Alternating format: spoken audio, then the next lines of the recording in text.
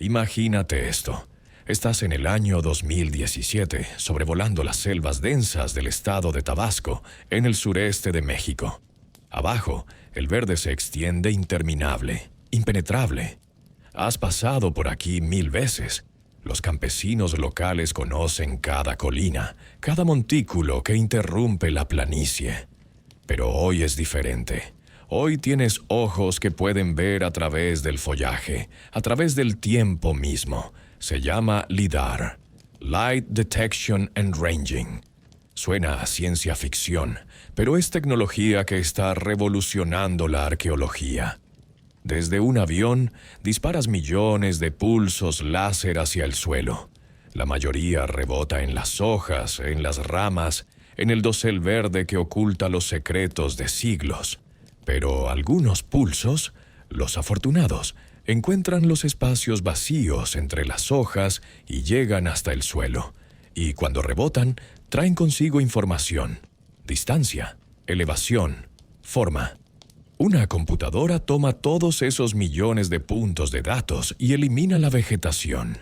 Es como borrar digitalmente 3000 años de crecimiento vegetal en segundos. Y lo que aparece en la pantalla te hace olvidar cómo respirar. Donde todos veían una colina natural, una más entre tantas en el paisaje de Tabasco, el LIDAR reveló algo imposible. Una estructura. No cualquier estructura. Un plató artificial que se extiende casi 1,5 kilómetros de largo y 400 metros de ancho. De 10 a 15 metros de altura, equivalente a un edificio de 5 pisos. Pero no es solo el tamaño lo que te deja sin palabras. Son las formas perfectamente geométricas que emergen del mapa digital. Cruces anidadas, ejes cardinales precisos, corredores y calzadas que se extienden kilómetros en cada dirección. Los investigadores le pusieron un nombre: Aguada Fénix. Y lo que encontraron allí está obligando a los arqueólogos a reescribir la historia de la civilización maya. Si les gusta este tipo de contenido, por favor denle like, suscríbanse al canal y cuéntenme en los comentarios de qué ciudad nos están viendo y qué les apasiona de la historia. Ahora sí, comencemos nuestra noche del pasado. Takeshi Inomata y Daniela Triadan, antropólogos de la Universidad de Arizona, lideraron el equipo que hizo el descubrimiento inicial. Pero no era la primera vez que usaban esta tecnología. En 2015 habían escaneado áreas cercanas en Guatemala, encontrando construcciones tempranas en el sitio maya de Ceibal. Sabían que la tecnología funcionaba.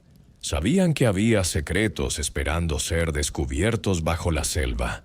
Pero nadie, ni siquiera ellos, estaban preparados para Aguada Fénix. Porque aquí hay algo que necesitas entender sobre la arqueología maya tradicional. Durante décadas, generaciones de académicos habían construido una narrativa sobre cómo se desarrolló esta civilización. Era una historia de progreso gradual, casi evolutivo. Primero vinieron pequeñas aldeas en el periodo preclásico medio, alrededor del 1000 a.C. Comunidades modestas de agricultores que comenzaban a asentarse, a cultivar maíz, a hacer cerámica simple. Luego, lentamente, muy lentamente, estas aldeas crecieron.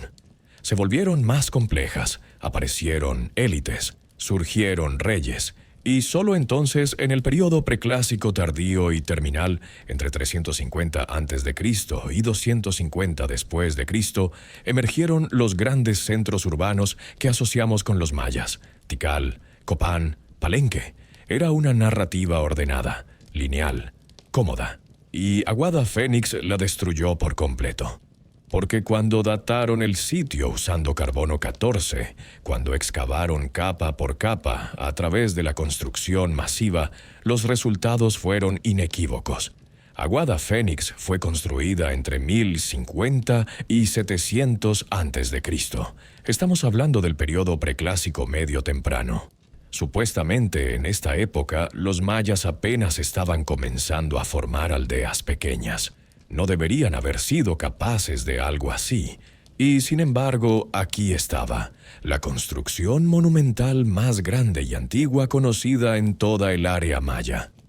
Más grande que todo lo que vendría después por casi 1000 años. El volumen de material movido, entre 3.2 y 4.3 millones de metros cúbicos, supera el de la Gran Pirámide de Giza en Egipto. Piénsalo.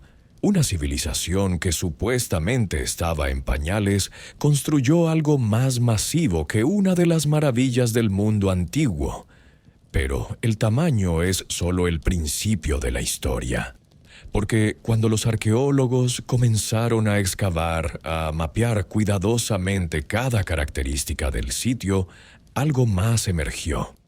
Algo que desafía todo lo que creíamos saber sobre cómo funcionaban las civilizaciones antiguas. No encontraron evidencia de reyes, ninguna escultura de gobernantes, ningún palacio élite, ninguna tumba elaborada llena de riquezas que marcaran a alguien como superior a los demás. En sitios olmecas contemporáneos como San Lorenzo y La Venta, encuentras enormes cabezas de piedra que representan a gobernantes, residencias lujosas para la élite, símbolos claros de una jerarquía social rígida. En Aguada Fénix, nada de eso existe. Entonces surge la pregunta que mantiene despiertos a los arqueólogos por las noches. Si no había reyes que ordenaran su construcción, si no había una élite coercitiva forzando a miles de personas a trabajar, ¿cómo demonios se construyó este lugar?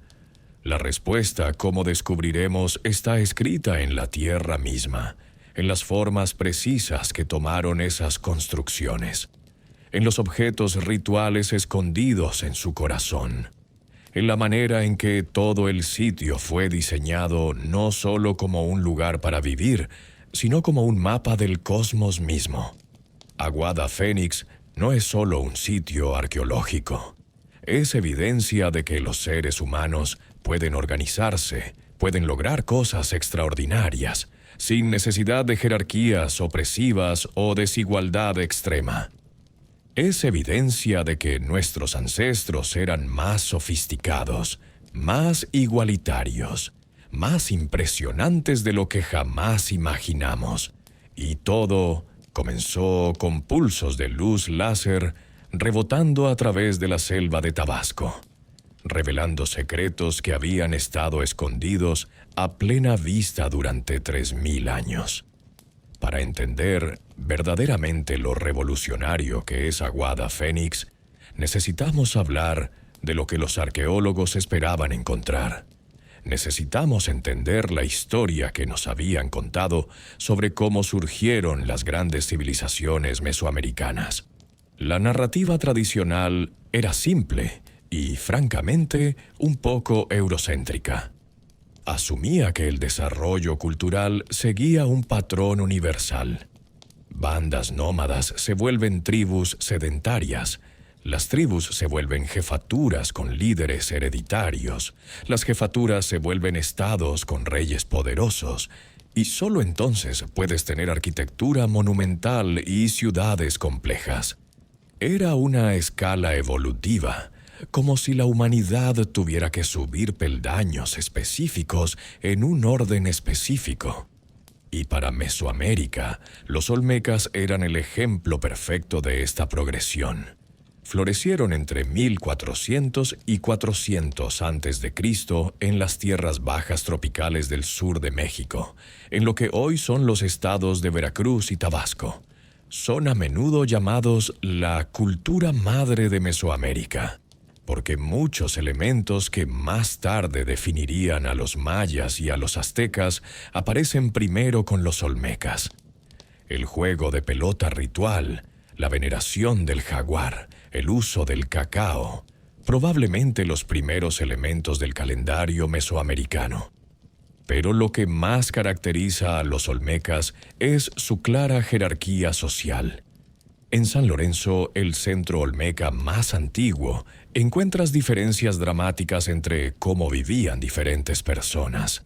Hay residencias de élite construidas sobre plataformas elevadas, con acceso a bienes de lujo como espejos de magnetita pulida y mosaicos de jade. Hay talleres especializados donde artesanos producían objetos para la élite. Y luego están las famosas cabezas colosales olmecas, esas esculturas masivas de basalto que pueden pesar hasta 25 toneladas cada una. Representan individuos específicos, con tocados elaborados, probablemente gobernantes o líderes militares.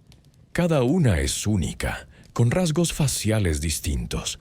Son declaraciones de poder personal, monumentos a la desigualdad social. La Venta, el segundo gran centro olmeca que floreció alrededor de 900 a 400 a.C., continúa este patrón. Aquí la arquitectura se vuelve aún más elaborada, con una pirámide de 30 metros de altura y un diseño urbano sofisticado. Pero la jerarquía persiste. Hay ofrendas masivas de jade y serpentina enterradas que solo la élite podría haber organizado. Hay tumbas elaboradas. Hay evidencia clara de que algunos individuos tenían mucho más poder y riqueza que otros. Este era el modelo. Esta era la plantilla que los arqueólogos esperaban ver repetida en los primeros desarrollos mayas. Y por mucho tiempo, cuando no encontraban evidencia de grandes construcciones en el preclásico medio maya, simplemente asumían que los mayas estaban un paso atrás de los olmecas en esta escalera evolutiva.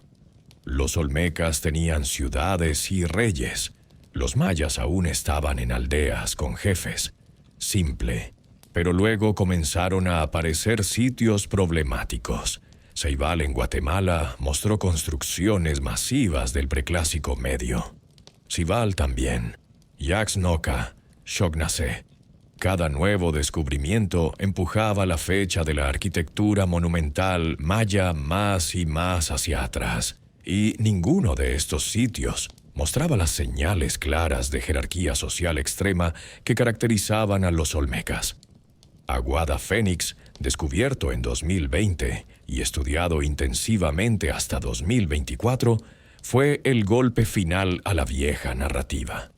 Porque no solo es el más antiguo, no solo es el más grande, sino que la ausencia de jerarquía aquí es absoluta y deliberada. Piénsalo de esta manera. Construir la meseta principal de Aguada Fénix requirió aproximadamente 10.8 millones de días persona de trabajo. Eso es el equivalente a casi 30.000 personas trabajando cada día durante un año, solo para la plataforma principal. Cuando añades los canales y la represa, son otros 255.000 días persona. Es una cantidad astronómica de esfuerzo coordinado. En el modelo olmeca, esto requeriría un rey poderoso que pudiera ordenar a decenas de miles de personas que trabajaran. Requeriría una burocracia para organizar la comida, el agua, los materiales. Requeriría supervisores y capataces. Requeriría, en esencia, coerción, la amenaza implícita de castigo si no obedeces.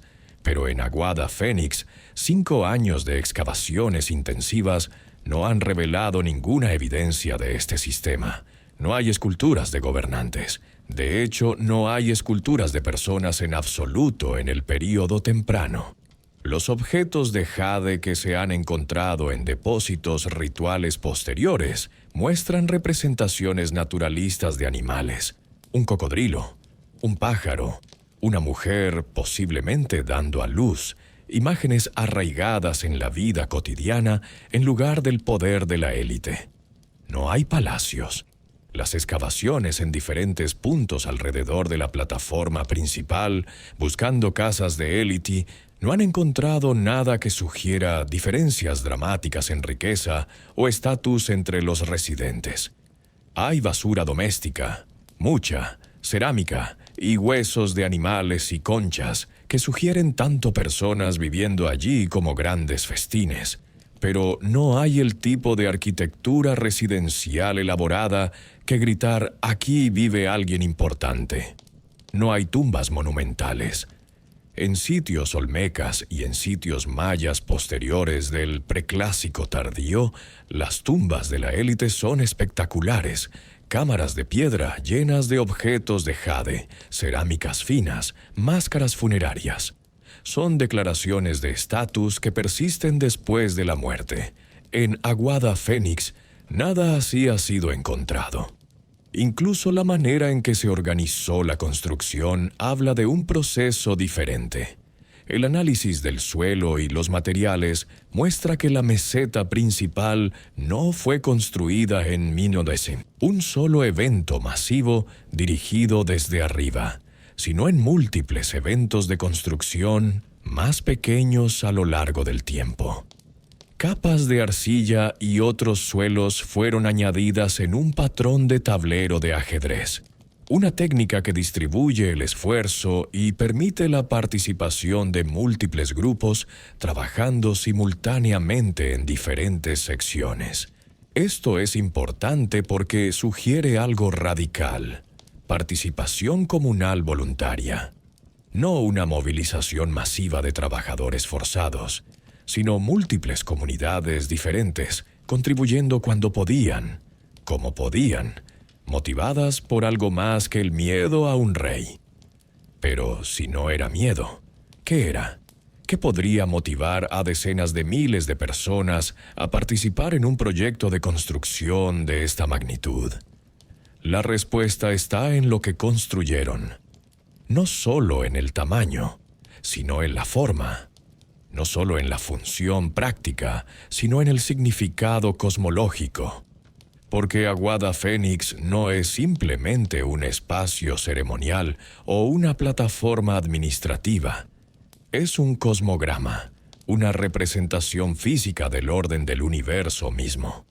Y para entender cómo funcionaba, necesitamos mirar más de cerca lo que los investigadores encontraron cuando comenzaron a mapear el sitio completo. No solo la plataforma principal, sino toda la extensión masiva de esta construcción monumental que se extiende kilómetros en cada dirección. Cuando miras el mapa lidar completo de Aguada Fénix, lo primero que te golpea son las cruces. Cruces dentro de cruces dentro de cruces. No es coincidencia, es diseño deliberado. En el corazón del sitio está la meseta principal, el plató artificial que mide 1.400 metros de largo y 400 metros de ancho. Pero esta meseta no es una plataforma rectangular simple. Tiene alas cuadradas que se extienden hacia el norte y hacia el sur, dándole una forma cruciforme. Y en el centro de esta cruz masiva hay otra cruz más pequeña. Y dentro de esa, en el centro exacto de todo el complejo, hay otra cruz aún más pequeña, cortada en el suelo mismo. Es como muñecas rusas, pero en lugar de muñecas son cruces anidadas, cada una representando niveles diferentes del cosmos maya. Pero la verdadera escala del cosmograma se revela solo cuando retrocedes, cuando miras el sitio completo. Porque las cruces no terminan en la plataforma principal, se extienden a través del paisaje entero. Desde el centro de la meseta, ejes corren en las 4 direcciones cardinales: norte, sur, este, oeste. Y aquí está lo impresionante.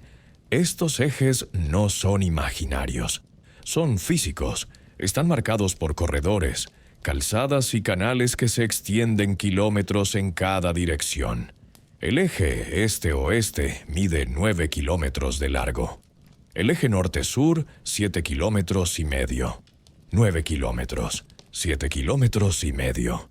Para poner esto en perspectiva, el área cubierta por este diseño cosmográfico es comparable o incluso mayor que la extensión de ciudades mayas posteriores como Tikal o que Teotihuacán en México Central.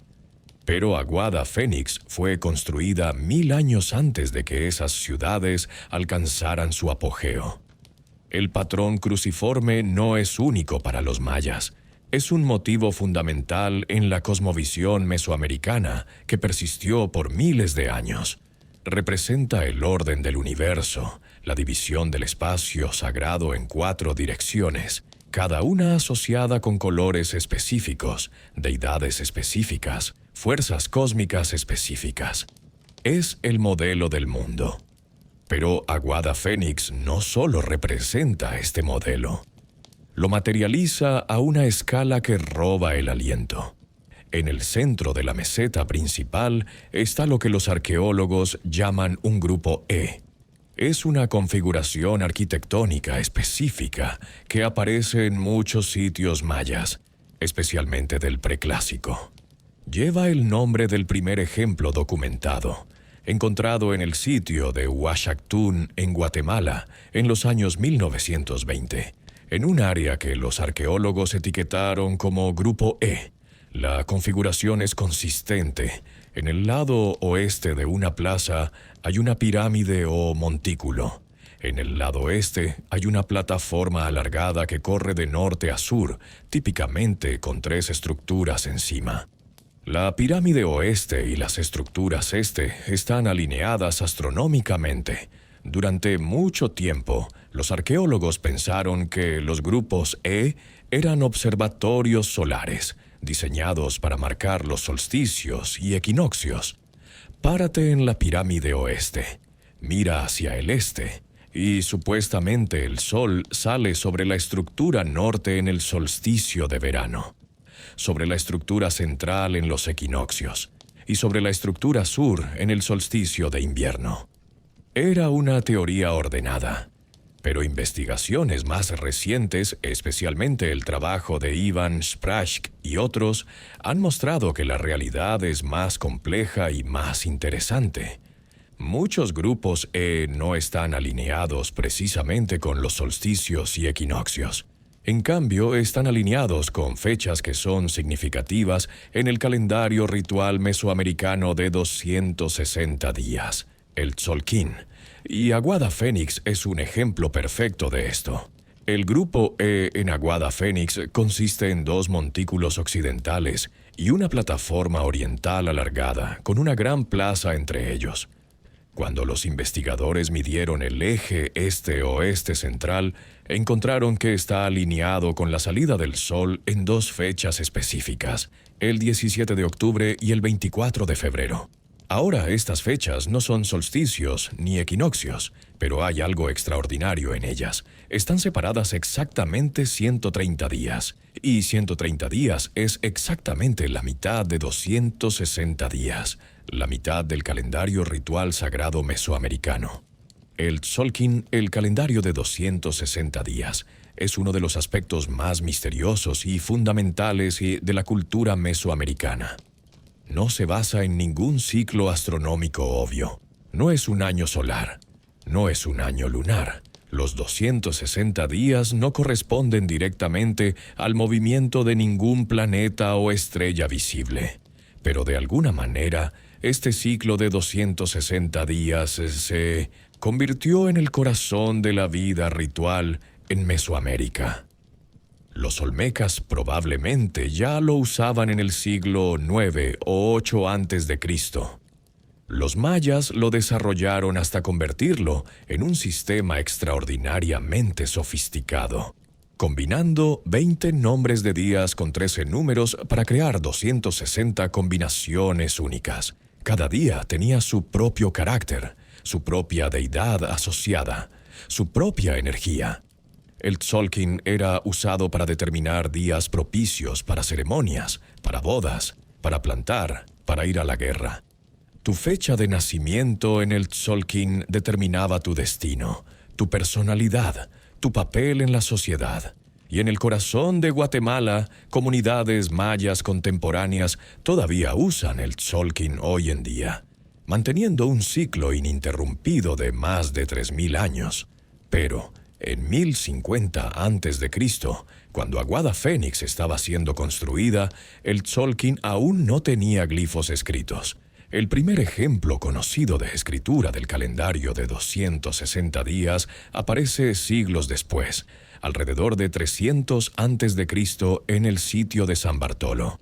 En Aguada Fénix, el calendario existía no en palabras escritas, sino en arquitectura, en las orientaciones cuidadosamente medidas de los edificios, en la división del tiempo marcada por la salida del sol sobre estructuras específicas. Imagina estar parado en uno de los montículos occidentales del Grupo E el 24 de febrero. Eres un especialista del calendario, alguien que ha pasado años, quizás décadas, observando el cielo, rastreando el movimiento del sol a través del horizonte durante el año. Has memorizado las posiciones, conoces el ciclo sagrado de 260 días íntimamente, lo has vivido, lo has contado día tras día usando nudos en una cuerda o marcas en un palo o simplemente la memoria entrenada. Y ahora, mientras el cielo se ilumina en el este, miras hacia la plataforma oriental alargada. El sol aparece, dorado y brillante, precisamente sobre la estructura central. Es el día 1 del ciclo sagrado. El principio. Cuenta 130 días, ceremonias, rituales, la vida de la comunidad fluyendo al ritmo del calendario sagrado. Y luego llega el 17 de octubre. Vuelves al mismo montículo, miras al este en el amanecer. Y una vez más, el sol se levanta exactamente sobre la estructura central. Medio ciclo completado. Otros 130 días y estarás de vuelta donde comenzaste. Un Tzolk'in completo. El universo renovado. El tiempo comenzando de nuevo. Esto es lo que hace un Grupo E. No es solo un observatorio astronómico en el sentido que nosotros entenderíamos el término. Un lugar para hacer mediciones precisas de posiciones celestiales. Es un dispositivo para sincronizar el tiempo humano con el tiempo cósmico, para hacer visible y tangible el orden invisible del universo. Pero en Aguada Fénix, los constructores no se detuvieron con el Grupo G. Fueron más allá, mucho más allá. En el centro exacto de la plaza, entre los montículos occidentales y la plataforma oriental, excavando profundo en la meseta principal hasta la roca madre, cortaron 2 fosos en forma de cruz, uno dentro del otro. El foso exterior es enorme, midiendo casi 6 metros en cada dirección de la cruz. Sus paredes fueron cuidadosamente forradas con arcilla blanca, manteniéndolo abierto como un espacio ceremonial. En el fondo de este foso, los arqueólogos encontraron 24 hachas de arcilla sin coser, algunas pintadas con ocre rojo. Dentro de este foso cruciforme más grande hay otro más pequeño. Y aquí es donde se pone verdaderamente extraordinario. Cuando los arqueólogos excavaron cuidadosamente este foso interior, encontraron un depósito ritual, un caché que había sido colocado con intención ceremonial profunda. En el centro había una masa de arcilla negra, no arcilla ordinaria, sino arcilla que había sido pintada con pigmentos minerales en un patrón específico. Azul en el norte, verde en el este, amarillo en el sur. Estos son los colores direccionales. En la cosmovisión mesoamericana posterior, cada dirección cardinal está asociada con un color específico. Los mayas clásicos usaban un sistema donde el este era rojo, el norte era blanco, el oeste era negro y el sur era amarillo. Pero aquí en Aguada Fénix, 1000 años antes, vemos un sistema ligeramente diferente. Azul para el norte, verde para el este, amarillo para el sur. Y estos no son solo pigmentos cualesquiera. El azul es azurita, un mineral de cobre que produce un azul intenso y brillante. Antes de este descubrimiento, el uso más temprano conocido de azurita en Mesoamérica eran los murales de San Bartolo, alrededor de 100 a.C. Aguada Fénix empuja esa fecha hacia atrás 800 años. El verde es malaquita, otro mineral de cobre. El amarillo es ocre que contiene goetita. Junto con los pigmentos estaban conchas marinas, colocadas en los lados de la cruz, representando agua, el elemento que da vida. Y había objetos de jade y piedra verde, un cocodrilo tallado, un pájaro, una figura que podría ser una mujer dando a luz. Este caché, datado por radiocarbono entre 900 y 845 a.C., es la expresión más temprana conocida del simbolismo direccional de color en Mesoamérica.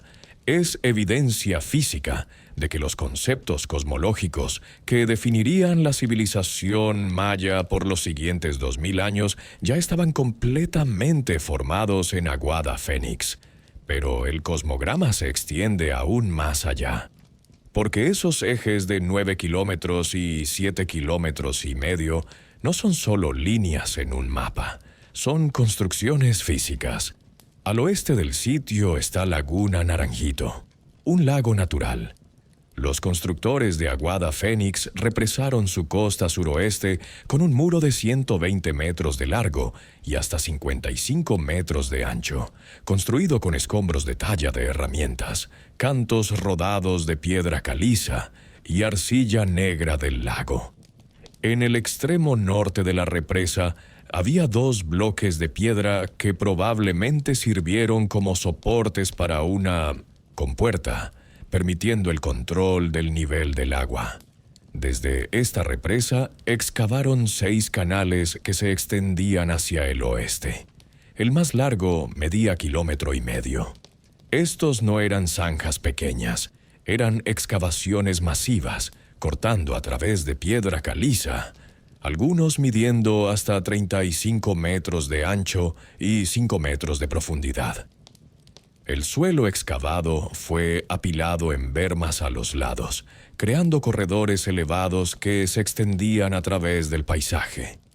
Los canales fueron diseñados para transportar agua por gravedad desde el lago. Los pisos de los canales fueron excavados 1.3 metros por debajo del nivel del agua en la estación seca del lago, asegurando flujo incluso cuando el lago estaba bajo.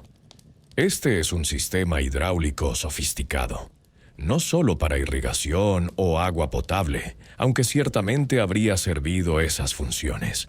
El agua es sagrada en la cosmovisión mesoamericana. Es vida, es fertilidad, es el camino al inframundo, a Xibalba, el lugar de miedo y maravilla donde residen los muertos y los dioses. Construir canales que traigan agua del lago hacia el corazón del sitio, que permitan que fluya a lo largo de los ejes sagrados del cosmograma, es materializar la conexión entre el mundo terrestre y el reino acuático de los espíritus. Es hacer que el cosmos no solo sea visible, sino experimentable. Puedes caminar a lo largo de estas calzadas elevadas, puedes ver el agua fluyendo en los canales a tus pies, y entiendes visceralmente que estás dentro del modelo del universo. Excepto que los canales nunca fueron terminados. Cuando los arqueólogos hicieron un corte de prueba de 120 metros en la elevación más alta al oeste, donde el canal debía continuar, encontraron roca madre sólida. Los constructores habían excavado todo lo que podían a través de suelos más blandos, pero eventualmente golpearon piedra caliza dura que sus herramientas de piedra no podían penetrar. El canal se detiene abruptamente en ese punto. Hay algo conmovedor en esto.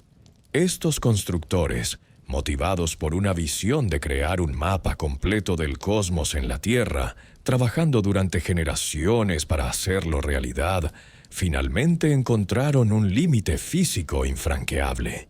No tenían la tecnología para atravesar esa roca, y así el proyecto quedó incompleto. Pero incluso incompleto, lo que lograron es asombroso. Cuando miras el mapa completo de Aguada Fénix, cuando ves las cruces anidadas, los ejes que se extienden kilómetros, los canales y calzadas, el grupo E alineado con el calendario sagrado, el caché central con sus pigmentos direccionales, todo encaja en una visión coherente y extraordinariamente ambiciosa. No construyeron una ciudad, construyeron el universo. y miles de personas participaron voluntariamente en esta construcción. ¿Por qué? Porque construir un cosmograma no es solo un proyecto arquitectónico, es un acto religioso profundo. Es hacer visible lo invisible, hacer tangible las fuerzas que gobiernan la existencia. Es crear un lugar donde los humanos pueden encontrarse con los dioses, donde el tiempo ordinario se intersecta con el tiempo sagrado. Pero alguien tuvo que diseñar esto. Alguien tuvo que tener el conocimiento astronómico para alinear las estructuras correctamente. Alguien tuvo que entender el calendario sagrado lo suficientemente bien como para dividir el año en las fechas precisas. Alguien tuvo que persuadir a todas esas personas de que este proyecto valía décadas de su vida. ¿Quiénes eran estos individuos? Y si no eran reyes con poder coercitivo, ¿cómo lograron lo que lograron? No todos en Aguada Fénix eran iguales. Sería ingenuo pensar que una sociedad capaz de tal sofisticación no tenía ninguna diferenciación social en absoluto. Pero la evidencia sugiere algo radicalmente diferente del modelo olmeca de reyes y súbditos. Los investigadores proponen que Aguada Fénix era dirigida por especialistas del calendario. No reyes hereditarios, no guerreros conquistadores, sino individuos cuyo poder derivaba del conocimiento esotérico. El conocimiento de los ciclos celestiales, de los ritmos del calendario sagrado, de los momentos propicios para ceremonias y plantaciones. Piénsalo desde una perspectiva práctica. Para diseñar el grupo E de Aguada Fénix, alguien necesitaba observar el sol durante años, posiblemente décadas. Necesitaban rastrear sus posiciones de salida en el horizonte día tras día, estación tras estación. Necesitaban entender que hay un ciclo anual, que las posiciones se repiten. Necesitaban poder predecir exactamente dónde saldría el sol en fechas futuras específicas. Esto no es conocimiento que adquieres casualmente. Requiere dedicación absoluta, observación constante. Requiere vivir en el sitio año tras año, porque necesitas observar desde la misma posición exacta cada vez para que tus mediciones sean precisas. Y luego necesitas matemáticas, necesitas poder contar días, dividir ciclos, necesitas entender que 260 es un número especial que se puede dividir de maneras significativas. Necesitas poder comunicar este conocimiento a otros, enseñar a aprendices que continuarán el trabajo después de que mueras. Este es conocimiento especializado. Y en una sociedad donde la agricultura depende de plantar en el momento correcto, donde las ceremonias deben realizarse en días específicos del calendario sagrado para ser efectivas, donde el orden cósmico debe ser mantenido para evitar el caos, este conocimiento es poder. Pero es un tipo diferente de poder que el de un rey olmeca. No es el poder de ordenar ejecuciones o declarar guerras. Es el poder de persuadir a través del conocimiento, de ganar respeto a través de la habilidad. Los especialistas del calendario en Aguada Fénix probablemente vivían en el sitio permanentemente. Necesitaban estar allí para hacer sus observaciones diarias, para mantener el conteo del Tzolk'in, para prepararse para las ceremonias importantes. Probablemente tenían aprendices, jóvenes que aprendían los secretos del calendario, las posiciones de las estrellas, los rituales apropiados. Pero la mayoría de la gente que usaba Aguada Fénix probablemente no vivía allí todo el tiempo. La evidencia sugiere una población móvil, grupos que venían al sitio para eventos específicos y luego regresaban a sus propias comunidades.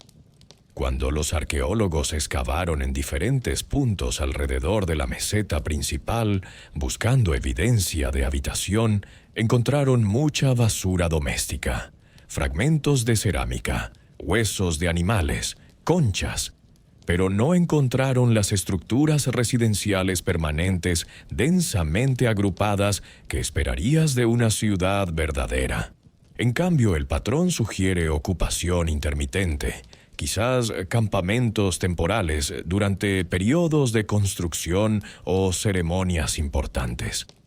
Esto tiene sentido si piensas en Aguada Phoenix no como una ciudad capital, sino como un centro ceremonial regional.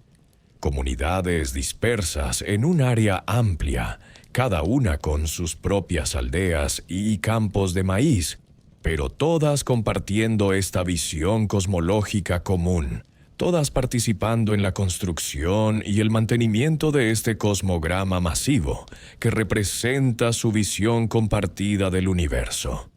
Y parte de lo que las traía allí era el festín. La evidencia de consumo de comida a gran escala está por todas partes. En la represa cerca de Laguna Naranjito, los arqueólogos encontraron huesos de pescado y cerámica datados entre 930 y 820 a.C. Esto no es basura ordinaria. La densidad y el tipo de material sugieren festines, eventos donde grandes cantidades de comida fueron preparadas y consumidas. Los festines son importantes en sociedades no jerarquizadas. Son como construyes prestigio sin acumular poder político permanente. Si eres un especialista del calendario y organizas un festín masivo durante una ceremonia importante, si proporcionas comida y bebida a cientos de personas, ganas respeto. Las personas quieren escucharte, quieren participar en tus proyectos. Pero esto no se traduce automáticamente en poder coercitivo. No puedes ordenarles que hagan algo en contra de su voluntad. Solo puedes persuadirlas. Y había otras motivaciones también. El intercambio de bienes entre diferentes grupos. Aguada Phoenix habría sido un lugar donde personas de diferentes comunidades se encontraban, intercambiaban cerámicas, herramientas de obsidiana, quizás comida, quizás conocimiento. Era un centro, un punto de reunión. También estaban las oportunidades sociales. Si eres un joven agricultor de una aldea pequeña, Aguada Phoenix, durante una ceremonia importante, es donde conoces gente de otras comunidades. Es donde podrías encontrar un cónyuge. Los investigadores sugieren esto específicamente, que parte del atractivo de participar en las grandes reuniones en Aguada Phoenix era la oportunidad de expandir tu red social, de encontrar pareja fuera de tu pequeño grupo local, evitando los problemas de endogamia. Entonces tienes esta mezcla de motivaciones. La participación en algo sagrado y cosmológicamente significativo. La comida y bebida del festín, el intercambio de bienes, las conexiones sociales. Y supervisando todo, coordinando las ceremonias, manteniendo el calendario, diseñando las expansiones del sitio, están estos especialistas del calendario que tienen prestigio y respeto, pero no necesariamente poder coercitivo. Es un modelo de organización social radicalmente diferente al de los olmecas contemporáneos o a los mayas del período clásico posterior. Y funciona. Por aproximadamente 350 años, de 1050 a 700 a.C., Aguada Phoenix prospera, no como una ciudad en el sentido convencional, sino como un centro ceremonial regional donde conocimiento cosmológico, ritual comunitario y coordinación voluntaria se combinan para lograr algo monumental. Pero luego, algo cambia. Alrededor de 750 a.C., poco después de completar la construcción principal, Aguada Phoenix es abandonada. No hay evidencia de destrucción violenta, no hay señales de guerra o conquista. La gente simplemente se va. ¿Por qué? Los investigadores tienen teorías, pero no certezas. Quizás los canales no terminados fueron un fracaso demasiado significativo, una señal de que el proyecto cosmográfico nunca podría completarse como se imaginó originalmente. Quizás los especialistas del calendario perdieron prestigio cuando sus predicciones o sus promesas no se cumplieron. Quizás hubo cambios ambientales, sequías o inundaciones que hicieron el área menos habitable. O quizás la respuesta es más simple. 350 años es mucho tiempo. Generaciones y generaciones viviendo con esta visión cosmográfica particular, participando en estos rituales particulares, manteniendo estas tradiciones particulares. Quizás eventualmente las personas quisieron algo diferente. Nuevas ideas, nuevos centros ceremoniales, nuevas formas de organización. Lo que sabemos es que después de que Aguada Fénix fue abandonada, el área no quedó vacía. Las personas continuaron viviendo en la región. Y la tradición de construir grupos E, de orientar estructuras según el calendario sagrado, de usar pigmentos direccionales en ceremonias, todo esto continuó, se extendió, se desarrolló. En cierto sentido, Aguada Fénix no murió. Se dispersó. Sus ideas, sus innovaciones, su evidencia de que era posible crear algo monumental sin jerarquía coercitiva, estas cosas se propagaron a través del área maya, influyendo en sitios como Ceibal, como Cibal, eventualmente contribuyendo al florecimiento de los grandes centros del clásico como Tikal y Copán. Pero esos centros posteriores serían diferentes. Eventualmente tendrían reyes, esculturas de gobernantes, jerarquías rígidas.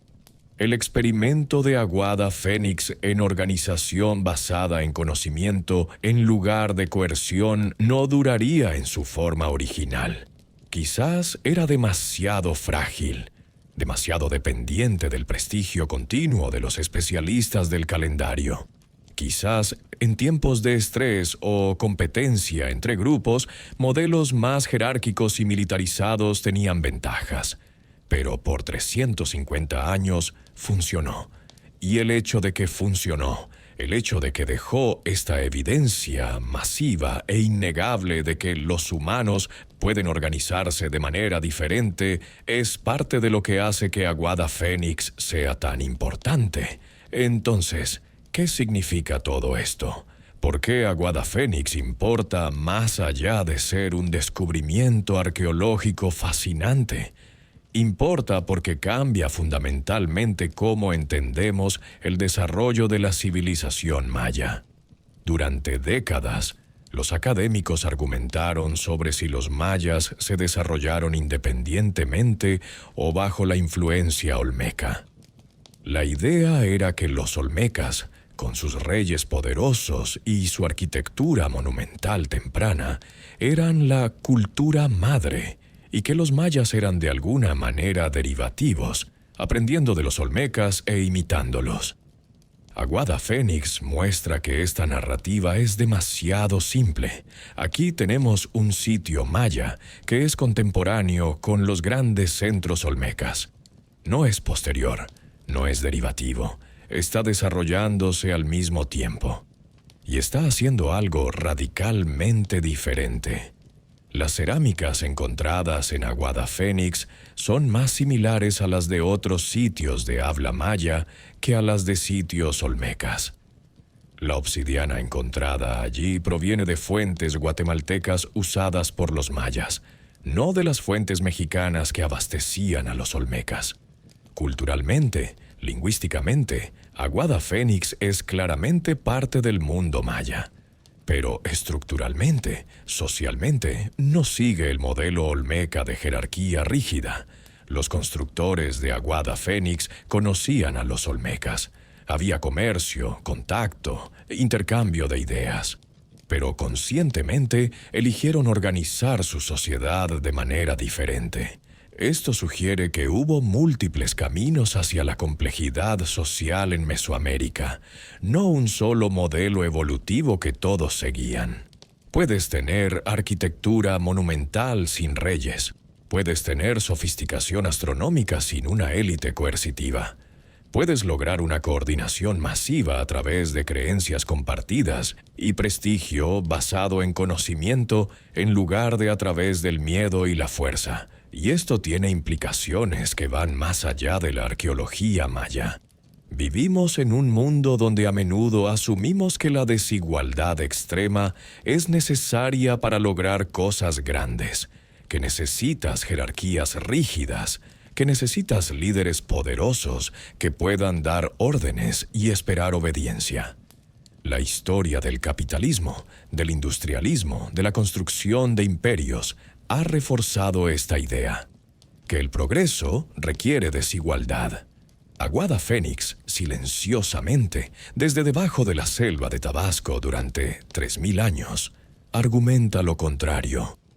Dice que nuestros ancestros, hace más de 3000 años, pudieron crear algo que rivaliza con las maravillas del mundo antiguo, sin necesidad de reyes o esclavos. Lo hicieron a través de visión compartida, conocimiento especializado que se ganaba respeto en lugar de ordenar obediencia, y la participación voluntaria de miles de personas que veían valor en lo que se estaba creando. El profesor Takeshi Inomata lo dice directamente. La gente tiene esta idea de que ciertas cosas sucedieron en el pasado, que había reyes, y los reyes construyeron las pirámides, y por lo tanto, en tiempos modernos, necesitas personas poderosas para lograr grandes cosas. Pero una vez que ves los datos reales del pasado, no era así. Entonces, no necesitamos realmente una gran desigualdad social para lograr cosas importantes. Esto no es nostalgia romántica por un pasado utópico. Aguada Fénix no era perfecta. Los canales quedaron sin terminar. El sitio fue eventualmente abandonado. Claramente había desafíos, limitaciones, y los especialistas del calendario que lo dirigían probablemente tenían más prestigio y acceso a ciertos bienes que otros. No era igualdad perfecta, pero era algo radicalmente diferente de lo que vino después, tanto en el área maya como en la mayoría de las civilizaciones complejas alrededor del mundo. Era prueba de que hay múltiples formas de organizar sociedades, múltiples caminos hacia lograr cosas extraordinarias. Y la investigación en Aguada Fénix continúa. Los arqueólogos ahora quieren excavar áreas residenciales potenciales para entender mejor cómo vivía la gente que construyó el cosmograma. Quieren estudiar los canales más de cerca, entender exactamente cómo funcionaba el sistema hidráulico. Quieren encontrar más sitios similares en la región, porque si Aguada Fénix existió, probablemente no estaba solo. Seguramente había una red de centros ceremoniales relacionados, y cada año, con avances en la tecnología LIDAR, con excavaciones más extensas, con análisis más sofisticados de cerámica y suelos y restos orgánicos, estamos aprendiendo más. La selva de Tabasco y regiones cercanas probablemente esconde más secretos, más sitios monumentales que nunca hemos visto, que están esperando ser revelados por láser disparado desde aviones. Lo que Aguada Fénix nos enseña es humildad. Humildad sobre lo que sabemos sobre el pasado, sobre cómo funcionaban las civilizaciones antiguas. Durante décadas, los académicos construyeron teorías sobre el desarrollo gradual maya basándose en evidencia limitada. Y luego, un sitio masivo aparece en datos LIDAR. Un sitio que había estado allí todo el tiempo, escondido a plena vista. Y todas esas teorías tienen que ser revisadas. Nos enseña a cuestionar narrativas. La historia que nos han contado sobre civilización, progreso, jerarquía, sobre cómo deben funcionar las sociedades complejas, es solo una historia. Hay otras. Nuestros ancestros exploraron otras posibilidades, probaron otras formas de organización. Algunas funcionaron por siglos, algunas dejaron monumentos masivos que todavía nos asombran hoy.